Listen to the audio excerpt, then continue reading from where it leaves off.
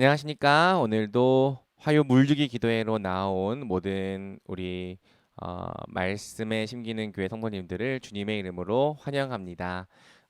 참 날씨가 많이 시원해졌습니다. 이 시원한 날씨는 우리가 기도하기에도 좋고 또 하나님의 말씀을 묵상하기에도 좋은 날씨라고 생각합니다. 각자의 삶 속에서 또 감당해야 하는 분주함도 있겠지만 잠시 하나님 앞에 나와 말씀과 기도로 경건의 시간을 가질 때 하나님께서 위로부터 부어주시는 평강과 은혜가 우리 말씀이들에게 늘 넘치기를 간절히 소원합니다. 지난 시간에 우리는 창세기 19장 1절부터 38절까지의 말씀을 통해 유명무실한 인생으로 끝나다라는 제목으로 말씀을 함께 살펴보았습니다. 창세기 18장에서 아브라함은 이제 25년의 세월이 지나 정의와 공의를 행하는 아주 거룩한 백성, 성숙한 백성이 되어 있었다는 사실을 우리가 살펴보았죠. 아브라함과 롯은 창세기 13장에서 서로 헤어졌는데요. 그때 두 사람은 아주 다른 방식으로 자기의 인생길을 선택해서 나아갔습니다. 아브라함은 하나님께서 눈을 들게 하셔서 하나님이 보게 하시는 것을 바라보며 나아갔고요. 롯은 하나님을 모르는 것은 아니지만 자기가 눈을 들어 자기가 보고 싶은 것을 바라보며 나아갔죠. 25년이 지난 후에 아브라함과 다르게 롯은 과연 어떤 인생이 되어 있었을까? 과연 그 인생의 결말은 어떠했을까를 보여주는 것이 바로 창세기 19장의 문맥입니다. 창세기 19장은 롯이 성문에 앉아 있었다는 언급으로 시작이 됩니다. 성문에 앉아 있었다는 이 언급이 중요한 이유는 롯이 소돔과 고모라라고 하는 사회에서 얼마나 출세했는지를 보여주는 중요한 지표였기 때문이죠. 성문에 앉아 있었다는 것은 단순히 그가 성문 쪽에서 앉아서 쉬고 있었다는 뜻이 아니라 롯이 한 성읍의 장로 또는 법관 같은 고위직 위치, 즉 통치자의 위치에 올랐다는 뜻입니다. 25년의 세월 동안 아브라함은 여전히 유목민 신세를 면하지 못했는데 롯은 한 성읍에 나름대로 영향력을 끼치는 권력자가 되었습니다. 이런 모습을 보았을 때 롯은 세상에서 성공한 사람이라는 것을 우리는 알 수 있죠. 또 게다가 성경은 롯이 나그네를 섬기고 영접하는 모습을 통해 신앙과 윤리 또한 나쁘지 않았던 사람인 것으로 묘사를 하고 있습니다. 쉽게 말해서 신앙과 세상에서의 성공이라고 하는 두 마리 토끼를 함께 잡은 사람이 바로 롯이라고 하는 인물이었던 거예요. 그래서 제가 그런 질문을 했습니다. 과연 우리는 이 아브라함과 롯 중에 어떤 사람이 더 되기를 원하는가? 우리가 정말 아브라함이 되기를 원하는가? 물론 우리가 아브라함이 유명하기 때문에 그가 믿음의 조상이기 때문에 아브라함처럼 되어야 한다라고 말하지만 실제 인물상을 놓고 비교해 봤을 때 우리는 어쩌면 아브라함보다는 롯이 되기를 더 갈망하고 있을지도 모른다는 거예요. 세상에서의 성공과 또 하나님을 믿는 신앙도 적당히 챙겼던 사람, 두 마리의 토끼를 함께 잡았던 사람을 우리는 워너비로 여기고 있을지 모른다는 거죠. 하지만 롯이 살아온 인생의 가치가 정말 어떠했는지를 저울에 달아보는 사건이 등장하는데요. 그것이 바로 소돔과 고모라에 벌어졌던 하나님의 심판이죠. 자, 어떤 일이 일어났습니까? 잠자리에 들려고 하는 그 밤에 소돔의 사람들이 원근으로부터 노소에 이르기까지, 즉 멀리서 사는 사람, 가까이서 사는 사람, 젊은 사람, 늙은 사람 상관없이 다 롯의 집 주변으로 모여들기 시작합니다. 그들이 롯의 집에 모여든 이유는 바로 나그네를 겁탈하기 위해서였죠. 소돔에는 이렇게 음란한 문화가 있었습니다. 온 마을 주민들이 나그네를 섬기고 대접하는 것이 아니라 도리어 겁탈하고 착취하고 성적으로 욕보이는 음란한 문화가 있었습니다. 이러한 문화는 곧 소돔이 현재 하나님께 심판을 받기에 합당한 상태가 되어 있었다는 것을 우리에게 보여주는 것이죠. 자, 여기서 우리가 중요하게 볼 것은 롯이 하는 말인데요. 롯은 이렇게 이야기를 합니다. 나그네에게는 손을 대지 말라. 다만 내가 내 딸을 내어줄 테니 내 딸들에게 좋을 대로 하라. 자, 이것이 보여주는 것이 뭐냐면 롯의 생각이 어느새 소돔에 물들어 있었다는 것입니다. 25년의 세월을 소돔에서 살았던 만큼 그 역시 소돔의 어떤 타락한 문화와 윤리에서 자유롭지 못했던 거예요. 물론 이 타락한 소돔에 비해서 롯은 조금 더 나은 신앙과 도덕성을 갖고 있는 것이 분명하지만 멀리서 보면 50보 100보였다는 거죠. 자, 어쨌든 롯이 이렇게 악한 일을 행하지 말라라고 이야기를 하는데요. 재밌는 것은 마을 주민들의 반응입니다. 아무도 롯의 그 말을 들으려 하지 않습니다. 도리어 저리 비켜라라고 이야기를 하면서 롯이 이방인으로서 자기들 가운데 들어와 높은 법관이 되어 있는 것에 대해 불만을 표현하고 도리어 롯을 해코지하려고 하는 거죠.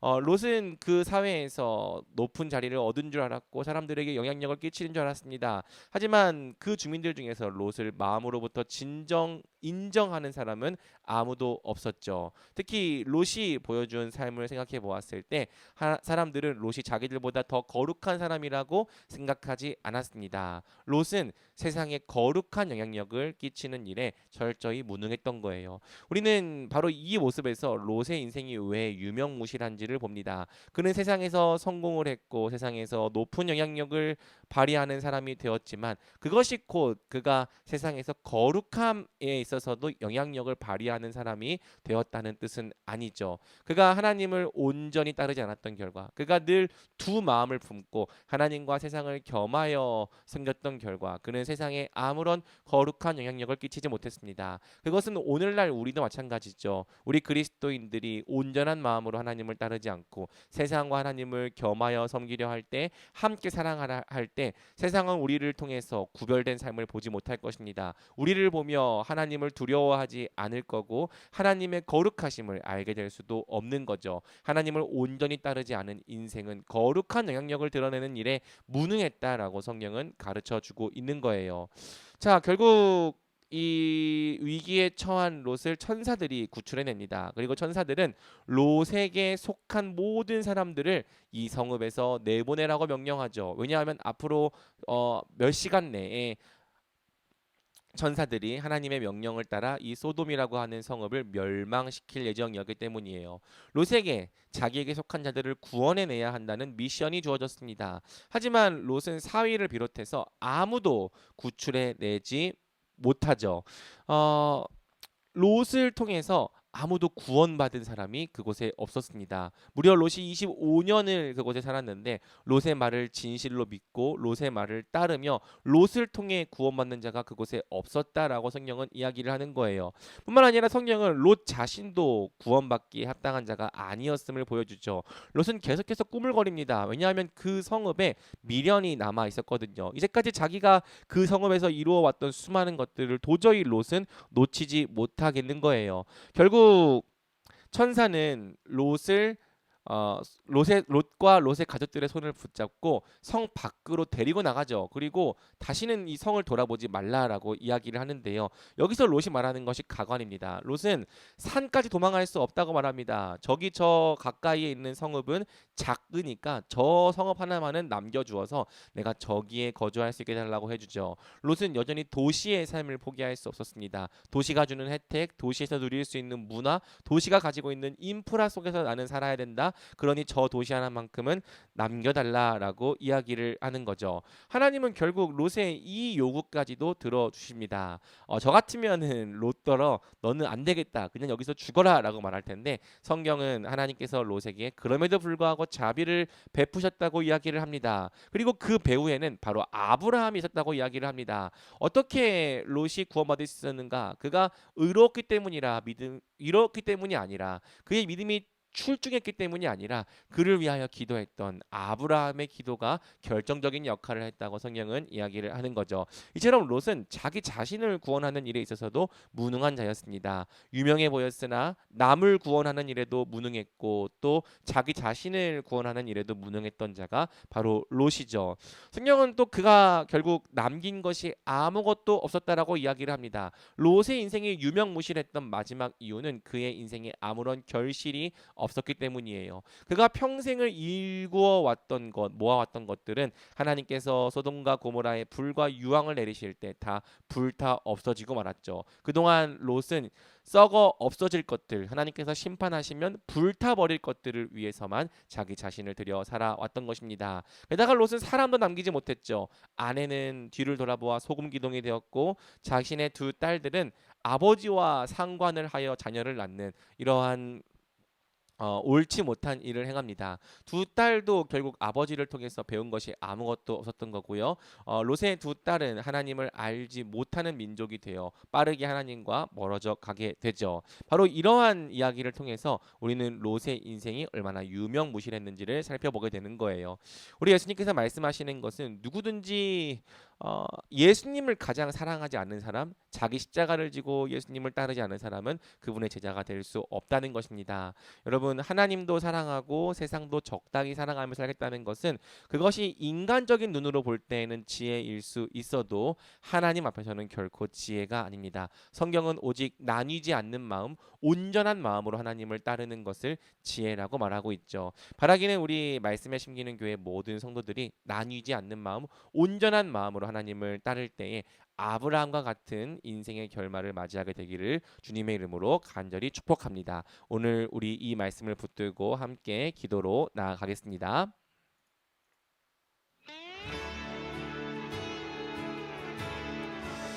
자, 우리 첫 번째로 기도할 때에는 우리가 혹시라도 하나님과 세상을 겸하여 사랑하려 했다면 그러한 죄를 회개하면 좋겠습니다. 롯이 두 마음으로 하나님을 따를 때 인간적인 눈으로 볼 때는 그것이 지혜로운 인생처럼 보였고 성공한 인생인 것처럼 보였지만 하나님 앞에서는 유명무실한 인생이 되었던 것처럼 우리도 온전히 하나님을 따르지 않는 것을 통해 유명무실한 인생이 될 것을 두려워하게 하여 주시옵소서. 그리고 오직 나뉘지 않는 온전한 마음으로 예수님을 따르게 하여 주시옵소서. 다른 모든 것보다 예수님을 가장 사랑하고 자기를 부인하고 자기 십자가를 지는 참된 믿음으로 예수님을 따르게 하여 주시옵소서. 온전한 믿음으로 예수님을 따를 때 우리의 인생을 예수님께 드릴 때 예수님이 우리 인생의 주인이 되어 주시고 책임져 주시고 돌보아 주시는 것을 경험하게 하여 주시옵소서. 우리 함께 회개와 또 결단으로 같이 기도하며 나아가겠습니다. 기도하겠습니다.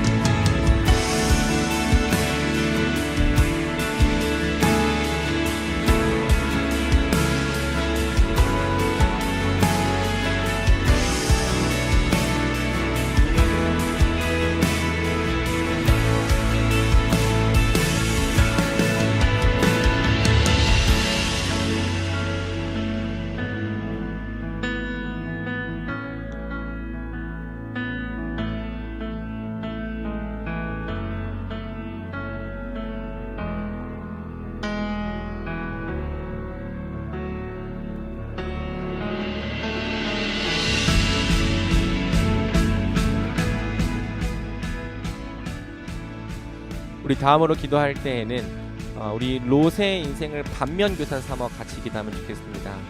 롯의 인생에는 아무런 결실이 없었던 것을 바라보며 우리의 인생은 그렇지 않게 하여 주시옵소서. 우리의 인생은 하나님을 온전히 따르는 것을 통해 결실하는 인생이 되게 하여 주시옵소서.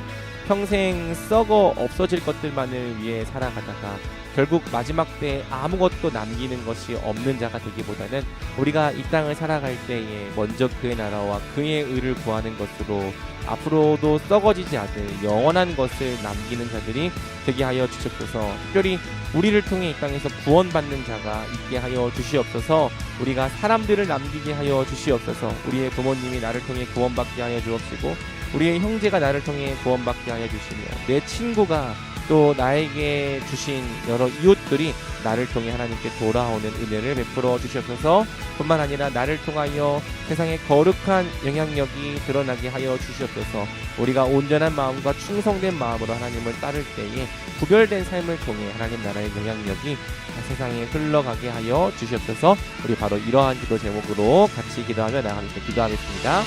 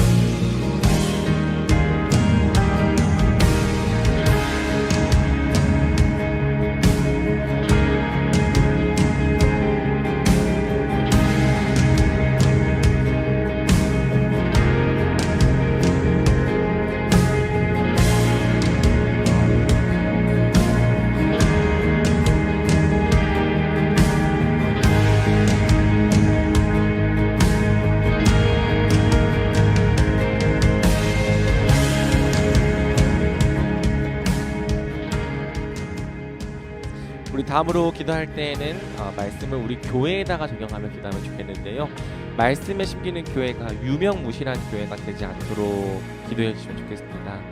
우리 교회는 눈에 보이는 화려함을 좇지 않을 것입니다. 세속적인 성공과 부흥을 추구하지도 않을 것입니다. 다만 몇 사람이 모이든지 온전한 마음과 충성된 마음으로 예수 그리스도 한 분만을 섬기는 교회가 되면 좋겠습니다. 그것을 위해 기도합니다. 주님, 말씀에 심기는 교회가 정말 예수 그리스도 한 분만을 주님으로 믿고 섬기며 따르는 교회가 되게 하여 주시옵소서. 예수 그리스도의 머리 되심이 모든 면에서 충만하게 나타나는 교회가 되게 하여 주시옵소서. 우리가 그리스도께 순종할 때 그리스도께서 우리를 통하여 일하시게 해달라고 기도합시다. 말씀에 심기는 교회가 거룩한 영향력을 세상에 드러내는 교회가 되게 하여 주시옵소서. 우리가 각각 흩어져 자신의 삶을 살아갈 때에도 거룩한 영향력이 드러나지만 또 함께 모여 연합하는 것을 통해서도 우리가 교회적으로 거룩한 영향력을 나타내게 하여 주시옵소서. 그러한 사명을 잘 감당하는 교회로 자라갈 수 있게 주님 계속해서 은혜를 베풀어 주시옵소서. 우리 함께 기도하겠습니다.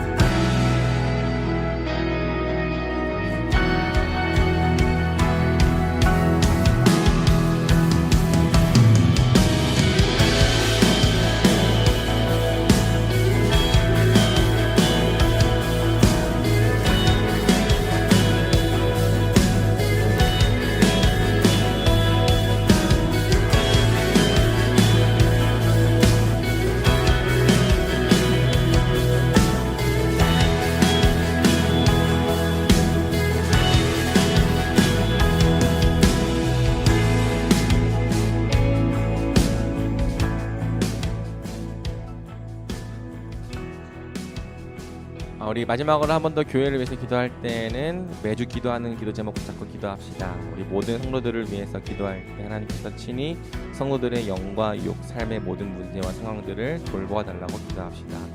특별히 여러분들이 주일에 같이 반모임을 했던 지체들의 기도 제목을 기억하고 있다면 그 지체들을 위해서 기도해 주시면 좋겠습니다.